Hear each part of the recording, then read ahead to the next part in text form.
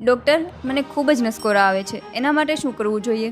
જ્યારે પણ આપણને વારંવાર શરદી થઈ જતી હોય અથવા તો નાકમાં મસા હોય તો આ પ્રોબ્લેમ થઈ શકે છે. અને આવા કેસમાં આપણે રાત્રે ઊંઘતી વખતે નાકમાં શુદ્ધ ઘીનું એક ડ્રોપ્સ નાખવું જોઈએ, અથવા તો તમે અજમા અને લેમન બામનો બાફ લઈ શકો છો. અથવા એવું પણ બને છે કે જેને ડીપ સ્લીપ આવતી હોય તો એવા લોકોને પણ આવા નસકોરાનો પ્રોબ્લેમ થઈ શકે છે. આવા કેસમાં આપણે લિમિટ્સમાં ભોજન લેવું જોઈએ. પોર્શન કંટ્રોલ કરવાથી પણ એમાં રાહત મળે છે. ત્યારબાદ જેને વજન વધારે હોય એને પણ આ પ્રોબ્લેમ આવી શકે છે.